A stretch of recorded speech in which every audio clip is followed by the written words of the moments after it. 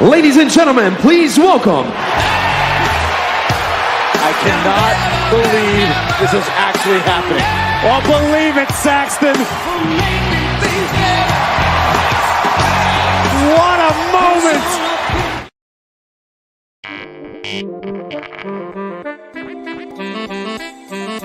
Hey everyone, Scott Hansen here from NFL Red Zone. I hope you're checking out 1 hour of 5 Yard Rush, one of the best podcasts on NFL football in the UK.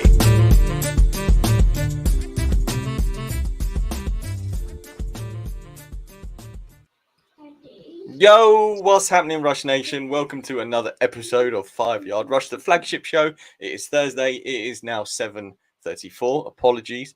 We are a little bit late, and that's because I was talking about my new housing location with today's guest. If you are watching on the video show, you'll recognize the face joining us today. If you're listening on the audio, you don't know who it is yet. I am joined by, well, one of the old 5 Yard heroes. He's moved on to pastures new now. He's contributed to DL Football, Dynasty Best Ball Redraft, and DFS over at the FF Sanctuary, UK FFC organizer. It's Rich Cooling, everybody. Welcome back, Rich. How are you, my man? I'm very good. You have no idea how excited I am to be back on, with yourself. It was, I'm representing. Very excited, mate. Thank you very much for having me on. Oh, mate, I was like buzzing when Murph suggested he shoehorned me into a corner and said, 2 weeks after you come back, I'm on holiday, so you got to sort it out. I was like, there's only one man I'm going to, and I'm going to ask Rich. And for those listening on audio, Rich is wearing a 5 Yard t-shirt. You can get them over at the shop. Talking of t-shirts, the winners' t-shirts are still in my possession. I do need to send those out. Apologies for my tardiness on that. If you are watching on YouTube, don't forget to hit the bell, subscribe to the channel. If you are wanting to support the podcast in any way, you can go over to Patreon and check out our tiers over there. I have got way too excited talking to Rich about where we currently are in the world, and I haven't got my show notes up. So, Rich, before we dive into today's show, which is going to be about Rookies ADP, your rankings, who you'd rather at certain values and stuff, why don't you tell everyone what you've been up to whilst you've been away from the 5 Yard scene? Yeah, so we launched the FF Sanctuary as a YouTube channel. So myself and Tom Strachan, or NFL_T-Strack, as you probably know him, just a bit of everything. So I've been looking at Dynasty. Tom's obviously the best ball king. Going to dive into some DFS once we get into the season, and then obviously been writing over at DLF, continue doing that, and then have just put out my rookie guide, which I'll be honest, I sort of became a bit of a perfectionist, and it just kept growing and growing and growing and got bigger than I could ever believe. So good. Have you? I'm assuming you've had pretty good uptake on that, Rich. Yeah, it's been amazing. So I don't know the exact numbers. I think it's over 500 that we've sold. So yeah, absolutely blown away by the response. Absolutely blown away by the volume of people that have been interested in it. And to be honest, I started it just because I was like, I wonder if I could do this. And yeah, it just kind of went from there. And I released 3 versions of it, and every time I sort of released it, I was like, oh, I could add that. And it just became too big. And to be honest, I spent far too much time on it. My wife probably thought I was getting divorced or something, because basically it was every evening I was sitting away watching film or tinkering away on it. So yeah, but it was great fun. I've thoroughly enjoyed putting it together. Oh, well, first of all, I feel like a bit of a fraud, as you very kindly sent me an initial copy, and I feel like I should now contribute because you had 500 people, purchase the book. So that is no mean feat in itself. So big congrats there, my friend. You're obviously doing something right. We'll get a bit more into the rookies then. How, obviously, as a Jets fan, you had some picks in this year's draft. How do you think the draft went for the Jets? Well, not as good as last year. I think that's probably a once in probably 30-40 year draft class that we had last year. But I think there was a lot of hate from a lot of circles with our first round pick. Obviously went Will McDonald. I think it's difficult, isn't it? Because everybody sort of believes in these different consensus rankings, and I think that people had him as a fringe first round prospect. But in terms of the role he's going to play with the Jets, he's basically a pure edge rusher who's not going to add anything in the run game. And yeah, maybe that's a bit of a luxury pick at 15 overall, but I think he's probably, as a pure edge rusher, pass rusher, he's probably the best in the class, if not the second best. It's where he's not going to contribute in the run game, but I don't think the Jets are going to need him to contribute in the run game at all, and just say, right, 20, 30 snaps a game, pin your ears back and go and get the quarterback. So yeah, very excited about that. Would have liked to have seen them address the offensive line a little bit better. We've got Tepperman in the second, which I think he's probably going to sit this year and maybe take over from McGovern next year at centre. But yeah, it's kind of the thing, I think, with the Jets offensive line this year. You could look at it and talk yourself into it and say, actually, we've got like 7 competent starters. This could be a really good thing. But then you look at it and go, well, Dwayne Brown's almost 40. has played like 10 snaps in the last 2 years. Max Mitchell started off amazing last year as a 5th-round rookie and then petered out. Like it's a, you got to tell yourself a story in order to believe that the Jets O-line is going to be competent. There's not many teams, I don't think, that can not tell themselves a story to get a competent O-line. It's one of those things that is very volatile and fragile at the same time. So to create a really good one, you either have to pay a load of money to veterans already in the league and sacrifice other positions of skill. The Chiefs have done it. They don't have the Tyreek Hill now at wide receiver there. They have Travis Kelce, obviously, but they've paid their offensive line now. And Patrick Mahomes got sacked half as many times as the next person in the league last year, I think. So, you pay your offensive line, give the best quarterback in the league medium weapons, and he'll go and win you a Super Bowl. So there's something maybe to be said in that. But Hannah has come into the comments, Rich, and she said, welcome back, Rich. We all miss you at 5 yards. So the love is definitely there, my friend. Enough about gangrene. We're not here. We're not a Jets podcast. For you personally, fantasy rookie-wise, how did the draft go? What were your thoughts on it for the rookies, landing spots and stuff like that?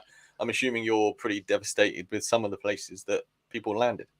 Yeah, I was coming into this class. Obviously, the 2023 class got hyped to an obscene level. I think that, unfortunately, a lot of people looked at the kind of the top end of, one of the best running back prospects in the last 15 years, and a wide receiver that outproduced Chris Olave and Garrett Wilson, who were both studs the second they walked into the NFL, and then 2 potential franchise quarterbacks, and were like, this is going to be an incredible class, and didn't really look at the depth of what the class was going to be. And then the draft came along, and it was like, we were talking ourselves into, Zach Charbonnet or Devon Achane, or, maybe Sean Tucker, maybe Zach Evans, they could be good if they get a good landing spot. And then it was basically the worst case scenario for pretty much every prospect. It felt like there was no good landing spots had by anyone on day 2. It was absolutely horrendous. So, yeah, I feel confident about probably 9 guys in this draft, and that's about it. And then there's an absolute cliff after those top 9. So yeah, it's okay, I guess. Yeah, do you think there's like this perennial fantasy cycle we get ourselves into, where we initially start talking about a draft class, and there's obviously prospects in it we get excited about, so we hype that draft class up, but then it gets near to the draft, we all start to not panic or worry, but start to, as we look into the rookies more, we get to see a bit more of their negatives, perhaps. So the class suddenly becomes not as good as we initially thought, because the hype trains died down as well. Therefore, next year must be good regardless of who's coming in. To me, it just feels like we get really excited about, say, the 2022 class. That's a bad example, but this is just an example. We get really excited about a class, and then a few people, and this is where I think I'm quite lucky, whereas because I'm not on Twitter, I don't get involved in that hype machine build-up where somebody with influence says something, and you know how it goes, and then this part of the class dives off. So, trade, if you don't like the first 6, anything past the 6 people, trade your picks away. And then I just feel like it's this roller coaster that we're constantly on with fantasy. Yeah, I think it's twofold, really. I think it's one, people don't delve into the depths of a class, and it's like next year people are talking about next year's class going to be incredible, and it's like, yeah, there's probably 5 great prospects. Outside of that, there's massive question marks over everyone, but people are talking about 2024 firsts as being, super valuable, and it's like, okay, yeah, probably the top end of the 2024 class is going to be great, but we have no idea about that back end of the first round or the early second round. So And I also think you hit the nail on the head there by saying, once people start delving in, everybody's a superstar until you start diving in. And I think that the more people get analysed, the more people look at the numbers, the more people watch things on film, they pick up flaws, they pick up little things. And that's where people start to go, oh, this guy we thought was going to be a superstar now isn't, kind of thing. But that's where I think as well we overanalyze that. We suddenly pick up on, and I'm guilty of it as much as maybe anyone is, where we hype someone up. Like, I mean, you go back a season and a bit where Bryce Young won the Heisman, and there was nothing this guy couldn't do. Yes, he's 5'9", 5'10", the same height as me, but you look at him on the field for Alabama, and he's as good as anything we've seen come out wide, prospect-wise, really, for a college quarterback in a long, long time. And then, obviously, the size gets knocked. And then, because the size gets knocked, he gets knocked even more. And all of a sudden, the guy might as well be 5'5" and in a world of trouble, and he's never going to make it in the NFL. And I think I know I've been guilty of it. I think we sort of over-adjust and compensate the negatives more than we do the positives. I mean... yeah, 100%. I don't know. Well, let's sidebar this then, Rich. You said there's maybe 5 top-end prospects next year. I know 2024 is a long, long way away. This year, you think you've got 9. Murph said there's 9 or 10 guys he's happy with. Have you done any research, or has anybody done any research that suggests there is a definitive cutoff point for fantasy prospects every year? So past 1.8, say, after that, the hit rate is significantly less. I've done it by round. I've not done it by draft pick, which I think is a really interesting suggestion and maybe something I need to go look at. I think the problem is that ADP isn't the most reliable, depending on what source, when you start going back, because obviously Superflex has only really been a thing for kind of 4 or 5 years. But yeah, I mean, by round, you're talking kind of 40 to 50% in the first round. Second round drops to about 20%. Third round, you're talking about 5 to 8. And then fourth round, you're talking about 3. And then beyond that is, tiny. But yeah, it's. I think people look at these rookies as sure things. And actually, even a first round pick is probably only about 50% proposition. Yeah. And I am a firm believer that although a draft class is sometimes better than another, I think every draft is hugely important for fantasy football, especially in Dynasty. I know we're not here to talk that much Dynasty today, although you are the Dynasty guru. People say, oh, this class is bad or that class is bad, but there is a rookie draft every year for every fantasy Dynasty league, and whether you want to trade your pieces away or not, that's up to you. But the draft is important every year for fantasy, and I think we can have a negative impact, on our own Dynasty drafts because of nullifying hype almost. It's just I find myself so conflicted with the whole NFL fantasy draft rookies. I don't know. I think there's, unfortunately, with the way that fantasy communities, particularly Dynasty community, operates, it becomes sort of an echo chamber of once one person says something, another person agrees, another person agrees, and then suddenly this is how you have to be. This is what everybody needs to believe. This is what you should do. Mm-hmm.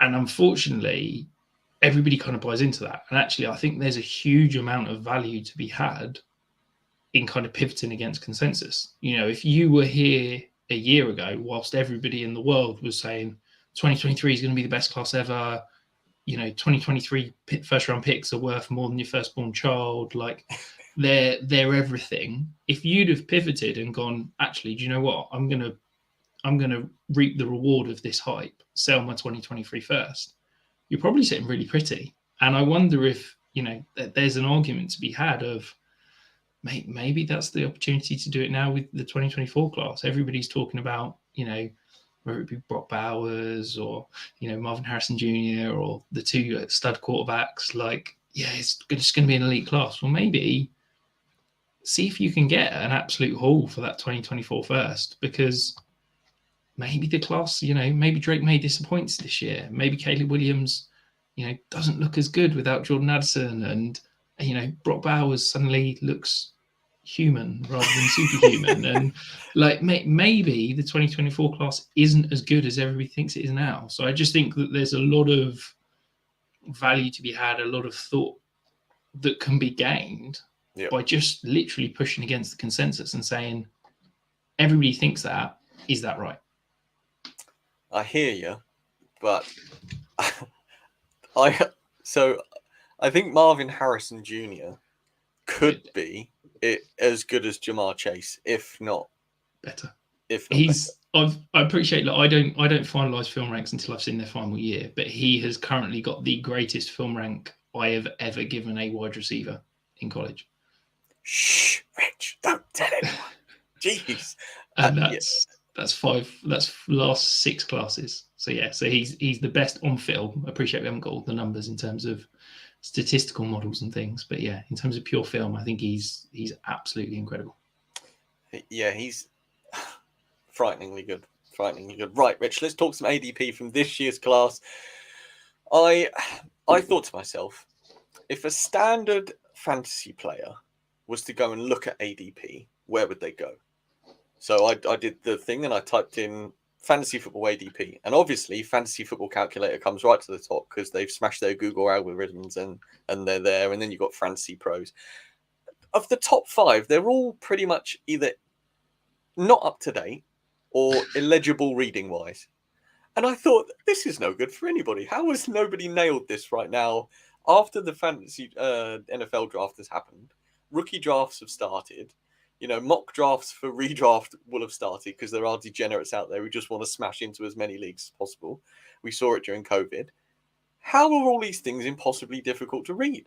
So then I messaged you and said, where do I get ADP from? And you said 4for4 and the other one, which was needed signing up and stuff. So I thought, no, I'm not going to go for that. And 4for4, it was available. It was right there. And it was very, very easy to read.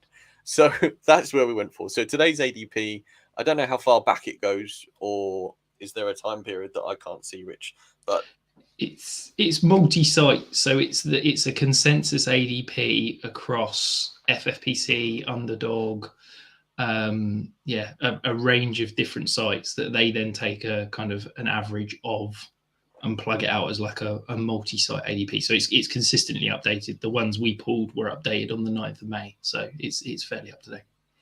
Gotcha. You say we pulled. I pulled and sent across to you. Okay. Excellent. Thank you. So we're going to talk about we're probably only going to be talking about the top prospects from this year's class at the running back. I'll get your thoughts maybe on Anthony Richardson if we've got time, but jury's out, jury's fully in. Depends on what side of the tennis court you want to play football on at the moment. Let's talk with Bijan. Obviously, ADP right now, number 8, third running back off the board. Where have you got Bijan in your rankings? I appreciate, Rich, you might not have done your redraft. If you do any redraft rankings, I know he's going to be your dynasty number 1. There's no doubt in that. And if you haven't done any rankings for redraft, where do you think you would have him? So I'm in the process of doing my redraft ranks. I've got a early draft I've yet to finalize or sort of publish, but I will be doing redraft rankings again this year. So Bijan at the moment, he's my RB2. Oh, okay. And who have you got in behind? Who's your RB1 this year? So it's Christian McCaffrey, isn't it? It's sad. I'm concerned. I can feel myself getting bitten again. But yeah, I think in that offense, you've got to have Christian McCaffrey 1, haven't you? Yeah. Okay. So with Bijan being your RB2, he's going on for Austin Eckler is the RB2. He's going at the 104. What's your concerns with Eckler over Bijan? To have Bijan ahead of Eckler? I think I'm slightly concerned about the age for Eckler. I think that there's not been a huge amount of conversation around the target competition. Now, obviously, he's a absolute target monster, and we all know that. But that came with Keenan Allen basically missing the whole of last year. with Mike Williams missing time. At times last year, the Chargers were rolling out Joshua Palmer and DeAndre Carter, and that was pretty much it at wide receiver. So, of course, he was going to get a huge amount of targets. I think that, Keenan Allen supposedly fit, Mike Williams fit. They've added Quinton Johnson as a first-round pick. I wouldn't be shocked if we saw the target volume decrease. We're also talking about, this is a guy that's had back-to-back 18 touchdown seasons. Touchdowns aren't predictable. Yes, he's had 2 in a row, but that's got to be something, right? Everything you ever look at, everything you ever believe is that touchdowns are random. You can be 18, and then it falls off a cliff. And at the moment, the reason Austin Eckler has been such a fantasy star over the last 2 years is that target volume and that touchdown volume. And it's I don't think I can bank on either. So, yeah, I'm going Bijan. I think that he's in one of the probably top 3 schemed run games in the NFL. I think they've got an incredible run blocking offensive line. I think they've got an absolute wild man as a head coach, play caller that's doing some ridiculous things. It's the only offense that's different, that's exciting, that I have no idea who's going to line up where. It is properly positional football, positionless football. And I think that Bijan Robinson's going to be an absolute weapon.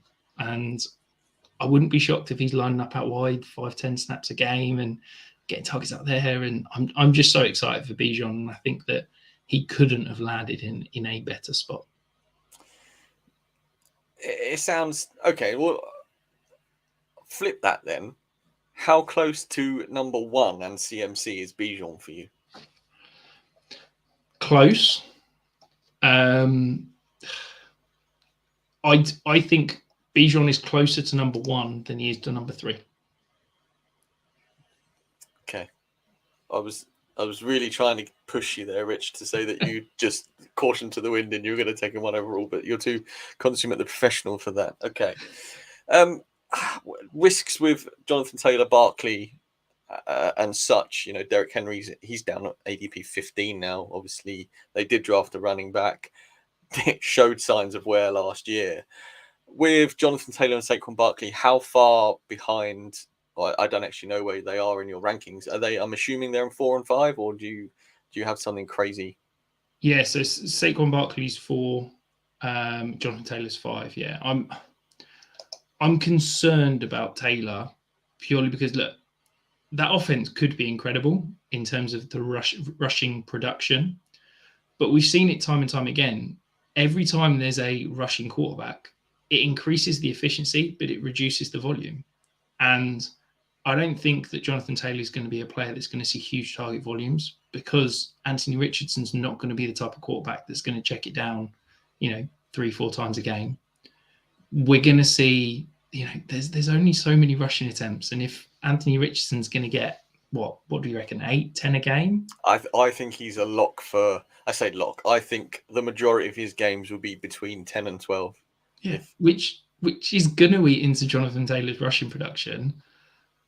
And the offensive line is deteriorating. It's I'm concerned about Jonathan Taylor. I would love to rank him lower, but I can't quite. There's nobody below him that I would feel confident having above him. Put it that way. Yeah, no, that's absolutely fair.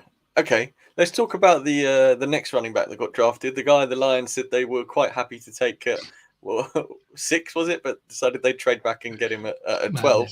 And that's Jahmyr Gibbs. Obviously, he's quite a polarizing character from what I've heard in fantasy scenarios from other podcasts and stuff. He's currently got the ADP here on 4 as 40, and he's the 16th running back off the board. Where do you have him, Rich? And then we'll talk about his ADP on here and who you'd have rather. Yes, I've got him at running back 18 currently. I think I'm not convinced. People are currently penciling in and saying, he's going to be basically have the Jamal Williams and the DeAndre Swift role. And David Montgomery's going to have less than Jamal Williams. I think that he's probably going to be a lot closer to DeAndre Swift workload than people are perhaps willing to admit. I love the prospect. I think there is definitely some knocks and some concerns in terms of him as a prospect. And I'm probably not going to have much of him in redraft because I don't think that he's just going to get this huge 3-down workload, get used as much in the passing game as everybody seems to be convinced that he is. I think, there's got to be some credence in being the highest targeted, or the having the highest receptions in Alabama last year. I think he had 44 receptions last year in Alabama. So, there has to be something to that for me. And I think, like you said with Bijan, I think we could see Gibbs line up in the slot a hell of a lot, especially the first 6 weeks without Jameson Williams. And I think, given a fast start, I think he will see more workload. I think, like you, I don't think I'll own a lot of him in redraft purely because of the absolute spice factor that he is right now. People have got him so high. I don't want to pay that price for him. I'd probably, if I was going to be ranking him, I think I'd probably have him higher than you because I like the prospects of Jahmyr Gibbs, but I don't think I'd have him high enough to be able to take him where I think he's going to go, if that makes sense. Yeah, I think my concern perhaps is that I agree with you. I think he's going to get used as a receiver, but let's kind of take a walk through the Lions receiving core as it is. So Jameson Williams, we know, is obviously missing at the start of the year. They've got one of the best slot receivers in terms of Amon-Ra St. Brown. They've just drafted Sam Laporta as an early second-round pick. They've basically got corpses on the outside. They've got Marvin Jones, Josh Reynolds. Yeah, that's it. So are we going to see Amon-Ra St. Brown pushed outside so Jahmyr Gibbs can play in the slot?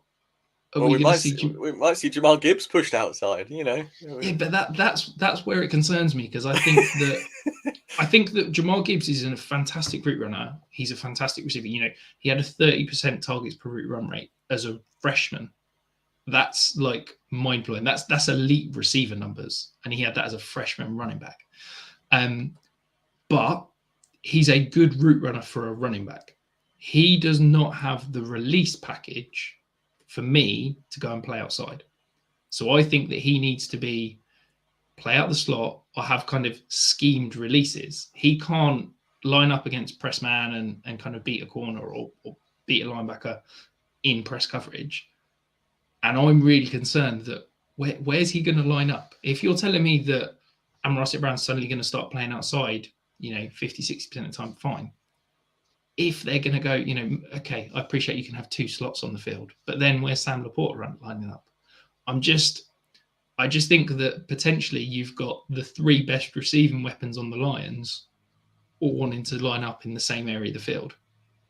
And if I'm a Lions play caller, I'm not dinging Amon-Ra St. Brown's targets to try and force feed the ball to Jahmyr Gibbs.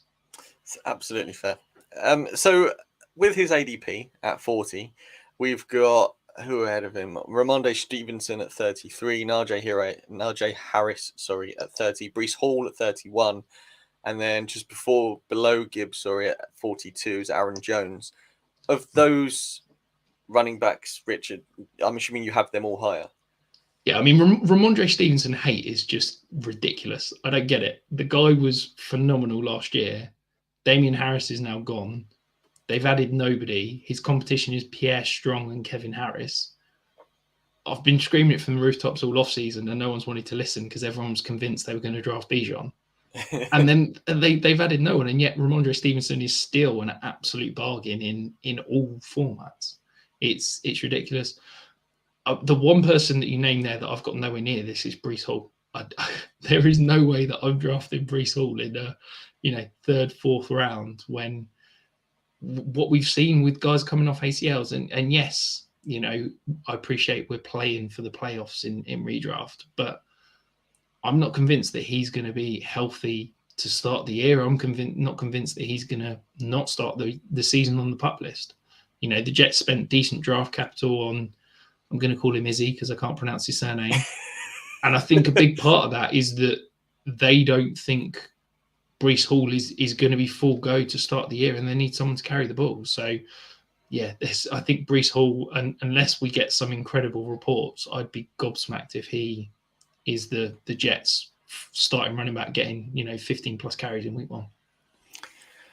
Okay, that's when the Jets drafted him. I messaged you and I was like, what have they done? This guy was unbelievable at Pitt last year, had a pro day of pro days, propelled himself into basically every first place metric at the combined pro day metrics. And then they'd been drafted by the Jets. I thought, let's just, but if Breece Hall isn't fit, starts on the pup, got yourself a running back. What does Seattle? Zach Charbonnet, everybody's draft darling, ends up going second round to the Seattle Seahawks. This is all regurgitated news. We all know that he went second round. What has that done for you for Kenneth Walker's draft stock? Where have you got Zach Charbonnet? Is this now just a hot mess, or is for you they're a bit more clear cut? Yeah, I mean it's kind of plummeted people down the list, isn't it? So Kenneth Walker's now my RB 15. He was probably pre-draft. I mean, I didn't do rankings, but I'd have imagined he'd have probably been top 6 for me before the Charbonnet pick, and then Charbonnet's in the early 40s for me as we speak. Okay, so Ken Walker's currently going at 28 as the RB11, and then you've got to go a long way down this list before I might even miss him. I'm going that far down the list. Rich, do you know where he is off the top of your head on this ADP list? I don't know, no. But I think the interesting thing with Charbonnet is I think that for me, him being drafted is more of a ding on Walker than it is a benefit to Charbonnet. Yeah. I think that sadly, if we're talking about, I know Pete Carroll said that Charbonnet is going to be the receiving back and things like that. And I think that Walker had some great elements as a rookie, but Charbonnet's just, his vision is the best in the class. And I think that he's the kind of guy that he just gets what's blocked for him. And I think that he's going to be a really boring, really safe, really reliable option. And in a lot of offenses, that wouldn't work. But kind of with Pete Carroll, it's almost like a Belichick style, do your job, isn't it? And I think Charbonnet's just going to do that. He's just going to do exactly what he needs to do. Down in, down out. And I don't know if he's ever going to be great for fantasy, but I think he's going to be good enough in the NFL sense that he's going to eat into Kenneth Walker's carries and touches and fantasy production. Yeah, so he's currently got the ADP of 99 on 4for4. He's going as the running back 34. So that is a long way down the list. Of the draft class we've left off, Rich, where do you have anyone else that you think could surprise this year, or anyone you're going to be investing in because of the upside? I think there's probably two guys that I'm intrigued by, shall we say, for redraft this year, and it's Devon Achane. I'm probably going to be again lower than consensus because I don't think he's going to get the first crack at the lead role, if you like. I think it's going to be Mostert and Jeff Wilson, and then Achane might work in as the season goes on. But I'm intrigued certainly because the upside is, mind-blowing in that offense and what he could be as a prospect. But the guy I'm really intrigued by is Quandaries Miller. So got decent draft capital, went to the Saints. We know, everything's hanging over Alvin Kamara and whether he's going to get suspension, what's going to happen with that offense in terms of everything that's going on there.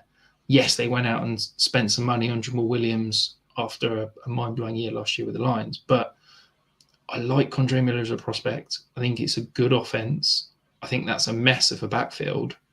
And that's the kind of backfield that I want to go and get the cheapest guy. And, if Alvin Kamara does get suspended, if Jamal Williams, comes back to earth after last season, he could be a really sneaky kind of RB2 flex play that's an injury away from being a league winner.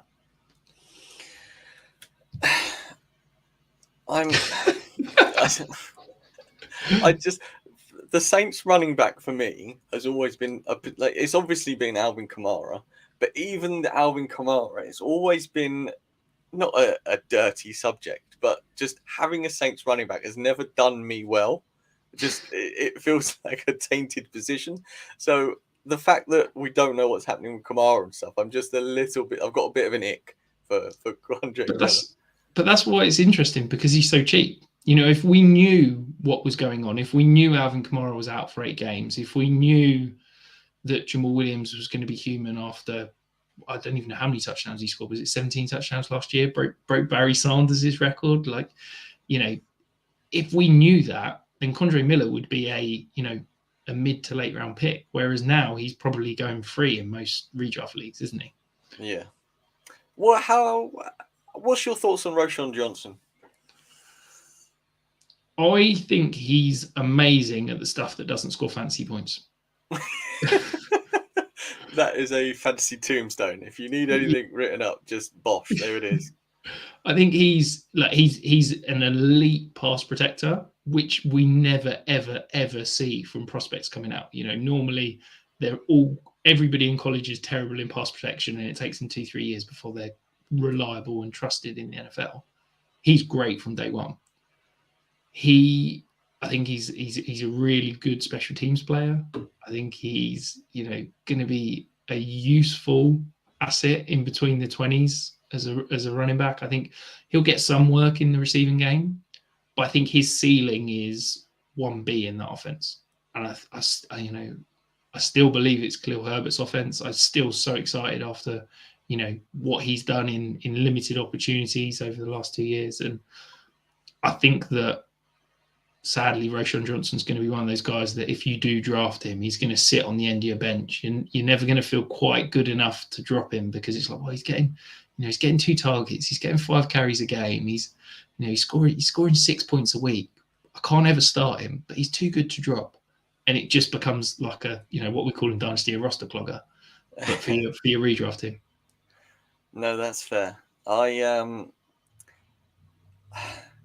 Let's move on to wide receiver then. Now,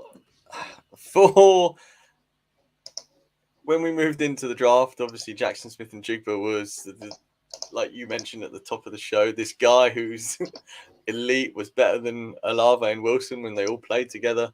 Drafted by the Seattle Seahawks. They have never had 3 receivers ever in the history of what I can remember before Doug Baldwin, and he must be like 39 years old now. We'll go back to what, Steve Largent days, isn't it?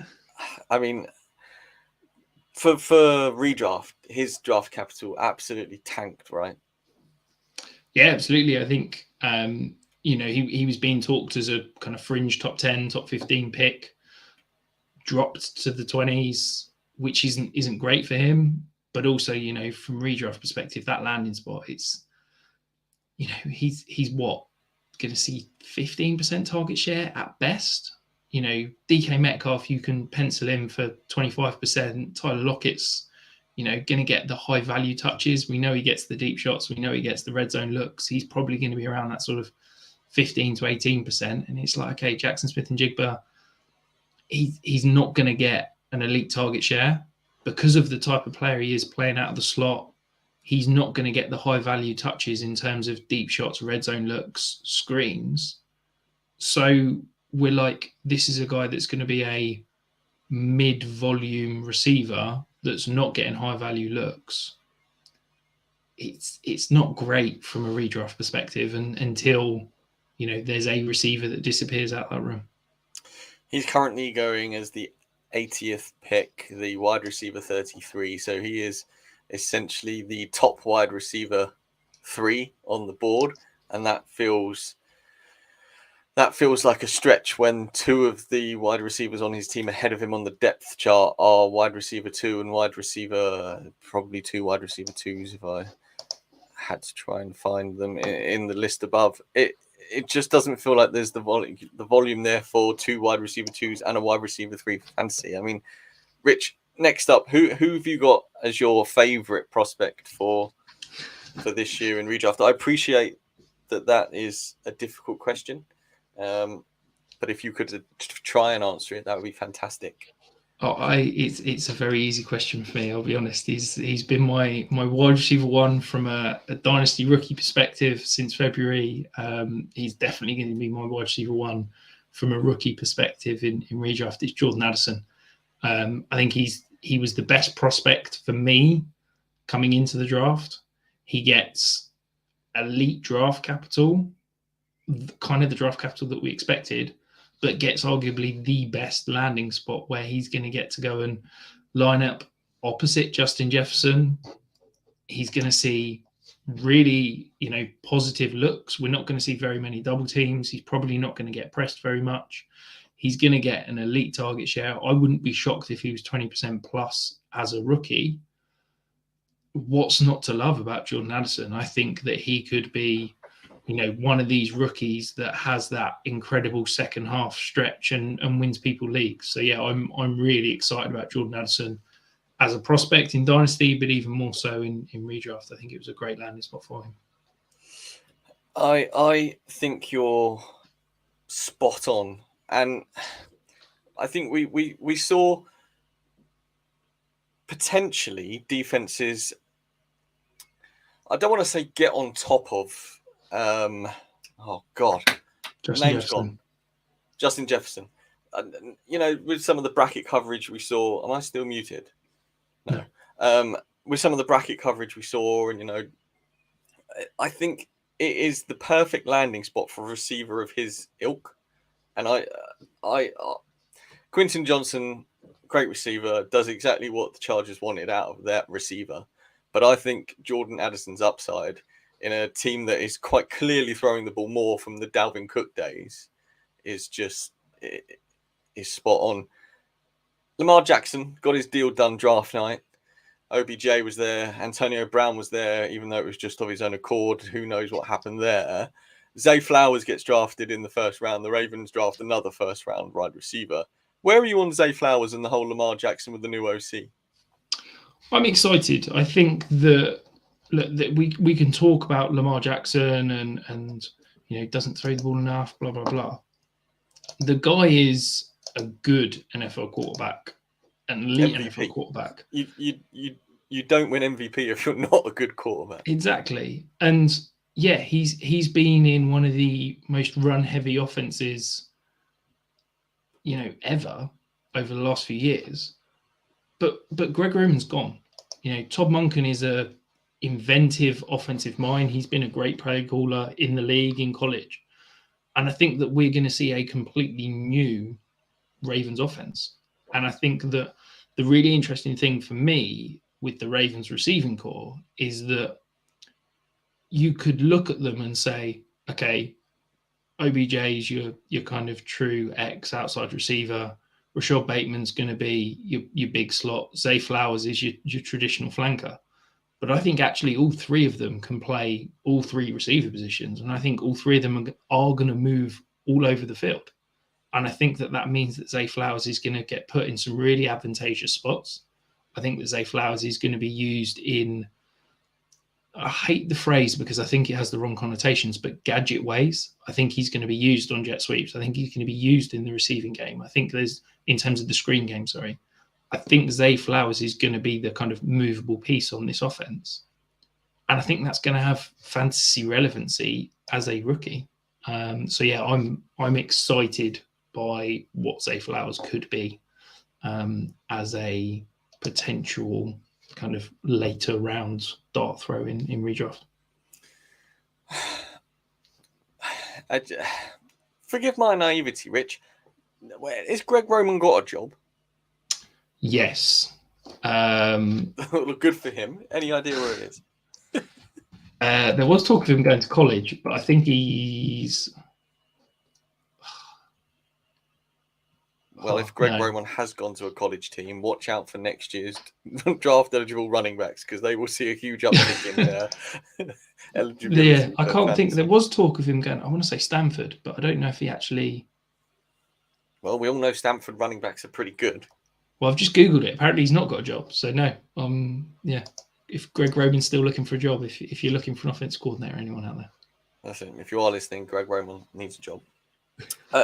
Wide receivers, we covered I want to say big four, but for redraft this year, they're sort of the medium nothingness. Rich, is there anybody that you think, again, could surprise for a real late round bench boosting? I think So we touched on Quinton Johnson very briefly. I think I'm lower than consensus. I just don't see that. I don't like him particularly as a prospect. I think, any guy that's got more drops than touchdown catches in his final year in college is, that's not a stat I particularly like. But I don't know if the target volume is going to be there when we're talking about Keenan Allen, Mike Williams, Austin Eckler. I think that Jonathan Mingo's interesting.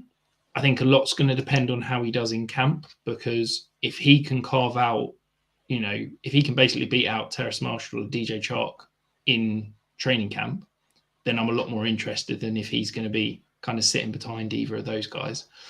The guy that I'm very, very intrigued by, though, and I'm higher than him in dynasty circles, and it's become a bit of a joke because I can't get why he's being valued as he is, and it's sort of, I keep looking around as if to say, what am I missing? Because I'm so different to everybody else. And I'd take him at the back end of the first round in Superflex rookie drafts, and I've seen some drafts where he falls to the third round. I'm like, okay, why am I so much higher than him? It's Jaden Reed, the Green Bay Packers, elite draft capital, early second round pick, elite landing spot. People want to talk about the Packers having not really needing a receiver. Christian Watson's not okay, he had an okay rookie year. He flashed for like a 3-game stretch, but let's not pretend like he was a superstar. Romeo Doubs, again, showed a little bit, but it was more hype from Aaron Rodgers than actually what he did on the field. They're screaming out for a movable piece that could be a target hog, and that's exactly what Jaden Reed is. He's a guy that is a good route runner, is going to be electric with the ball in his hands. And I wouldn't be shocked if he led the Packers in targets as a rookie. And I think that he's being completely forgotten about in all circles. And, he performed amazingly in my rookie model. And I think that, if you've got a late round, your final pick in redraft, Jaden Reed's a guy that I'd be quite happy throwing a pick at, keeping on my bench for a couple of weeks. If he doesn't get the snap volume, if he doesn't get the targets after a few weeks, then fine, drop him. But it's cost you nothing. But I really, truly believe that I think he could be a league winner as early as his rookie year.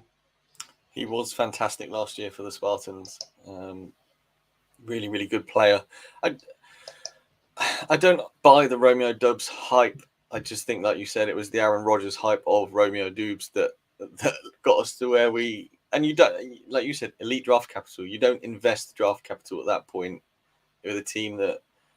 I mean, are they just padding Jordan Love and saying that have as many guys as possible to see if you can to succeed? I don't know. It was 2 fingers up to Aaron Rodgers as he walked out the door, wasn't it? Let's go and spend some draft capital on a receiver just as you're walking away. I can't believe it, Rich. We've gone 48 minutes. You're a Jets fan. I've asked you about the Jets draft.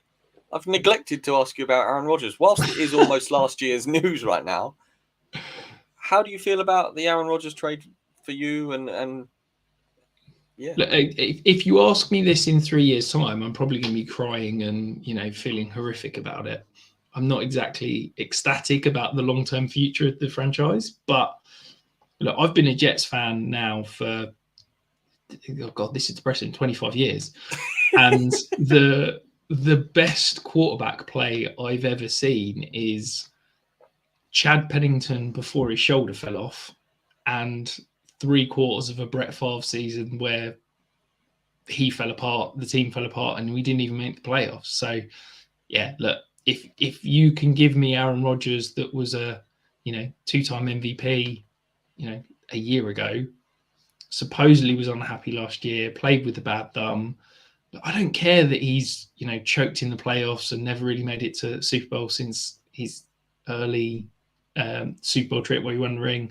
I don't care that he's got, one trip to the Super Bowl across an incredible career where he's had some, 4 or 5, 13+ win teams.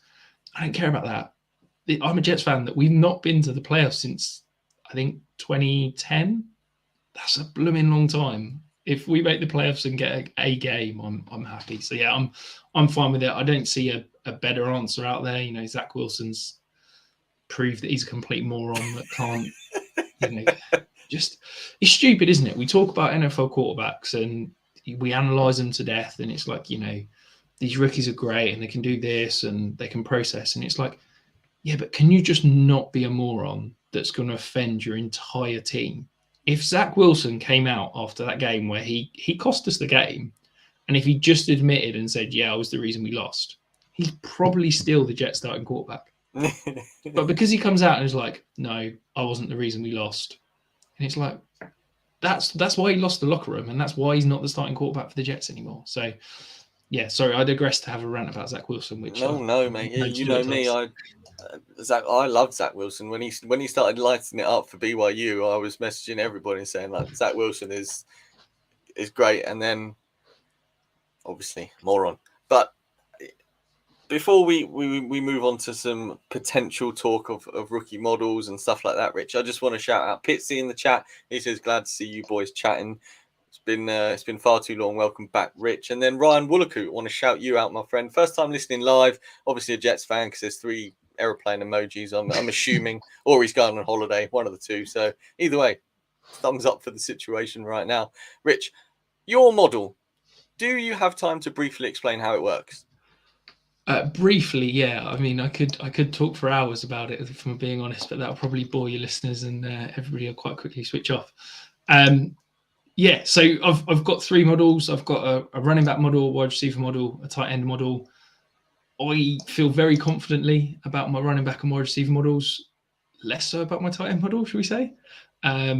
It's historically fairly accurate across all 3, but yeah, I don't particularly love the results of the tight end one, should we say.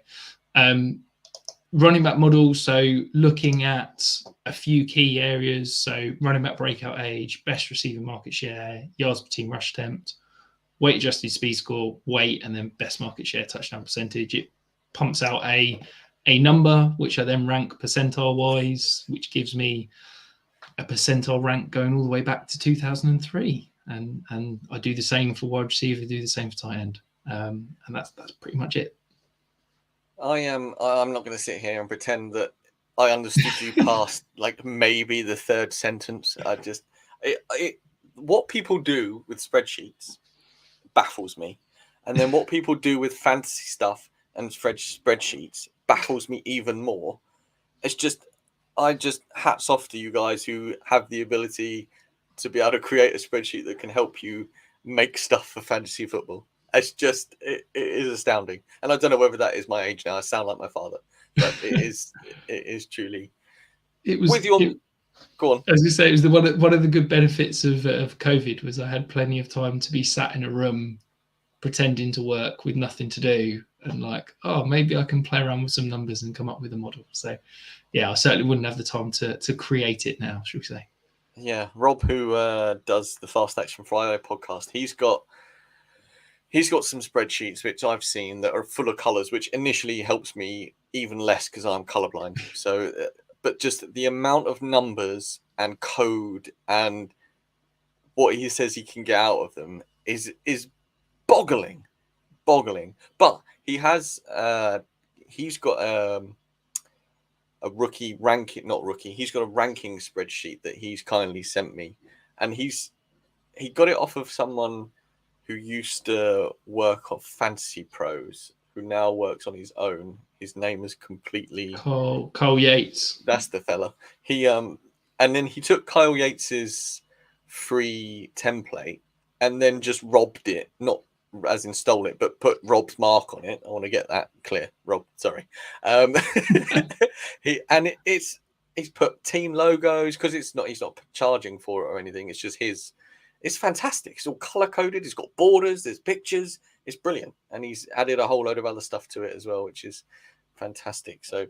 Yeah, a lot of the stuff Rob does is mind blowing and beyond anything I could ever dream of. And yeah, that, you know, the as you said, the rankings, the projection spreadsheet that he created, I've used it myself. It is amazing. And if you're looking to do your own rankings, I'd absolutely recommend that as a place to start because it is truly fantastic. Yeah, I don't want to make it sound too good, but it almost does it for you. You know, you just put your thoughts in and it just spits out a ranking, and there you go. Rich, this has been this has been absolutely fantastic having you back on. I'm not going to lie. It's always good to get your thoughts. I know I probably drive you absolutely insane on a weekly basis with my dynasty drivel that I send at you, and you get nothing in return back from it. But it's you're having your thought process on it for me is hugely valuable, because you can put stuff outside of the box. The way you think about stuff is very objectional in my opinion, and I think you especially when it's not your league, you can look at it from an outside point of view, and you help me to level playing field my thoughts on the process. So I appreciate that massively. I can't tell you how much that you do help me with that. Last year, obviously you hosted the UKFFC in London. I was lucky enough to come as a vendor. Murph and I had us as a table, and it was fantastic. Do you want to quickly tell everybody about this year's one? Are tickets available? What the deal is? If there's no tickets left, are there going to be some for winning? Is that possible if people are able to do so that way? Yeah, so there are still tickets available. To be honest, we've gone for a much bigger venue this year. So we're at Belushi's, which is in London Bridge. So we've got a lot more capacity. So there will still be tickets available, hopefully, for anybody that wants to come. I know last year there was a few people that we basically sold out, so couldn't fit everyone in. But yeah, it's on the 8th of July. So it's 12 till 7. So it is a full day. We've got 4 panels, so across a range of topics that should hopefully be getting announced in the coming weeks. We've got some Q&As with some absolutely brilliant people. Murph is generous enough to donate his time again and host a Q&A. We've got Bob Lung, who's obviously Mr. Consistency, flying over from the US, creator of the Fantasy Football Expo. He's coming over and is hosting the QA. And then we've also got Will Gavin of TalkSport, who's going to do a Q&A as well. We've also created something slightly new this year. So we've got a Learner's Corner, as we're calling it. And it's basically going to be 4 kind of intimate sit-downs with some experts in some more niche areas of fantasy. So Hannah's going to do kind of a getting into fantasy Learner's Corner for us. We've got Mark from the DFS guys who's going to do a Learner's Corner on DFS. We've got George who's going to do a Devi, and I'm completely blanking on what the 4th Learner's Corner is. So Matt Cullen of the JTT Cup is going to do a Commissioner's Corner as well. So yeah, and then we've got live drafts going on throughout the day. We've got a raffle. We're raising money for the MPS Society, which is obviously a charity very close to my heart. And then we've got the big thing on the Friday. So Scott Fishbowl has been generous enough to give us 2 live drafts. We're going to be opening the Scott Fishbowl in London with the first 2 drafts. So yeah, super excited. It should be an amazing weekend. And if you've not got your tickets, head on Twitter. It's _UKFFC and all the details there. There's some awesome stuff in that. I'm a big fan of everything new. Last year was fantastic. I think the expansion will be brilliant. I think the learning corners will help people to either get into fantasy bigger or navigate their way around the event, because it will help people move and flow. I'm not entirely sure how they'll work yet, but I'm excited to see how that will go. Do you have stalls again? Are there vendors? Yeah, so we've got some stalls. I think we've got 5 spots. I don't know if we've sold them all. So if people are interested in having stalls again, absolutely come along. The one thing I would say is I've had a few people reach out to me and say, I'd love to come, but I'd be coming alone and I'm kind of a bit nervous and sort of don't want to come on my own. It is genuinely the friendliest event group of people I have ever been to, met. It was amazing. If you are reticent to buy a ticket because you don't want to turn up and be kind of on your own, don't. You will see me and Dan and Hannah. We will be there to meet people as they walk in. You'll see yourself, Murph. Everybody is so friendly and welcoming. And, if you are feeling, like you don't know who people are and want introductions, come and tap me on the shoulder. I will absolutely introduce people. Chances are you probably know like 10, 15 people because you're in leagues with them. You just don't know in the flesh. But it's an amazing event. It was mind-blowingly fun last year, and I'm really looking forward to it again this year. Yeah, shout out to the 5 Yard crew who are doing some stuff for you in the corners there, Rich. Some previous 5 Yard, some current 5 Yard. There's it's amazing. We've got 5 Yard littered throughout. It is we've got current, we've got alumni, we've got said Murph's doing a Q&A. We've got there's plenty of 5 Yard people. If you're a 5 Yard fan, I guarantee the UK FFC will be for you.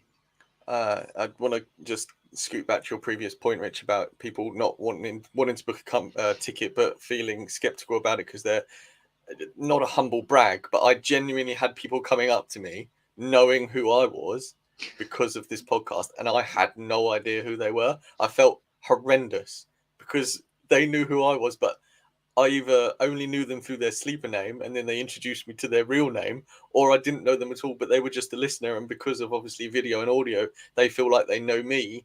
And I was in the situation where people knew me and I didn't know them. So if you are feeling nervous about going because you don't know anybody, you can at least take some solace in the fact that, well, they don't know you either. Whereas they all knew me and I didn't know them. So, and I had an absolute blast. So if I can do it, you can definitely do it. So I would definitely recommend going because it's fantastic. It's not only a fantasy football event, it's basically a gathering of people like the hive mind of fantasy football. But fantasy football, one of the things that made me leave the podcasting side was how intensely how do I put this? It can get really intense, the fantasy football community, because everybody needs to feel, heard or have an opinion or stuff like that. Whereas actually, it's just a load of people who like playing fantasy football on an app. Like the community itself isn't like what you see on Twitter. That isn't the UK fantasy scene.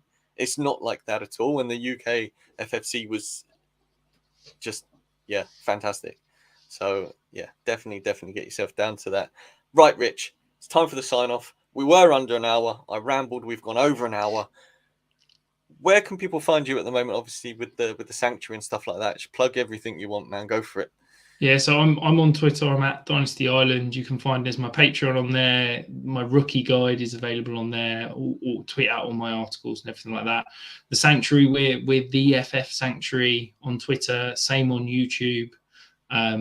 We're pumping out 2-3 videos a week. It's into best ball season, so this is where Tom's rubbing his hands together and going to be blowing up lots of live drafts, and we've got some amazing guests lined up for some live drafts, for some specific content and all sorts of fun stuff. So if you're enjoying the fantasy world, come find us over there.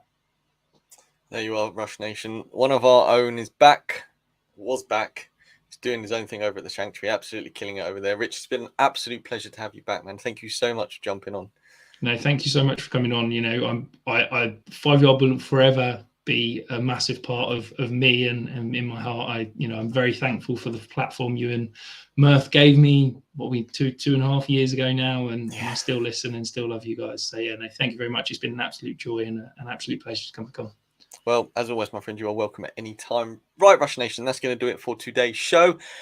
Start of the show, I mentioned the Patreon. If you do want to support the show, head over to Patreon, search 5 Yard Rush. You'll find us over there. We have several tiers. If you are interested in reading any of the articles done by the readers, 5yardrush.co.uk. Check out the website. Stuff is dropping quite frequently at the moment, I believe. That's bad. I should know that, but it definitely is. Out on Twitter is at 5 Yard Rush. That's right, isn't it, Rich? Yeah. It's at 5 Yard Rush. Dan and Hannah do the Dynasty show, drops earlier in the week. This week's was really good. Mags was on that with Hannah. But Rush Nation, until next week when Murph is back after his week off, it's been a pleasure. Don't forget, as always, keep rushing.